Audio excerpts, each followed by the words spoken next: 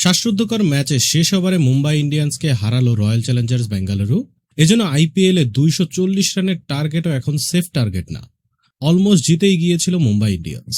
ভিডিওটি শুরু করার আগে ভিডিওটির লাইক বাটনে প্রেস করে আমাদের 1000 লাইক পেতে সাহায্য করুন। আইপিএলের 20তম ম্যাচে আজ মুখোমুখি হয়েছে মুম্বাই ইন্ডিয়ান্স এবং রয়্যাল চ্যালেঞ্জার্স বেঙ্গালুরু।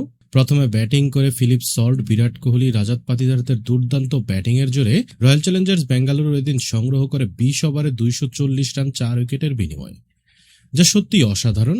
যার ফলে মুম্বাই ইন্ডিয়ান্সের সামনে লক্ষ্য দাঁড়ায় 241 রানে। যে লক্ষ্যে ব্যাটিং করতে নেমে প্রথমেই দুর্দান্ত ব্যাটিং করেন রায়ান রিকালটন এবং রোহিত শর্মা। রোহিত শর্মা রিটায়ার্ড হার্ড হয়ে আউট হয়ে যান, তবে রায়ান রিকালটন টিকে থাকেন এবং 22 বলে 37 রান করেন। তারপর মিডল অর্ডারে হার্দিক পান্ডিয়া এবং শেষের দিকে শেরফান রাদারফোর্ড রীতিমতো যেন বিধ্বস্ত করে দিয়েছে রয়্যাল চ্যালেঞ্জার্স বেঙ্গালুরুর বোলারদের। শেষ ওভারে 4টি ছক্কা হাঁকিয়েছেন তিনি, যা সত্যিই অসাধারণ। অলমোস্ট ম্যাচটি জিতেই গিয়েছিলেন মুম্বাই ইন্ডিয়ান্স। মিডল অর্ডারদের ব্যর্থতার কারণে এই ম্যাচটি হারতে হয়েছে শুধু মুম্বাইকে।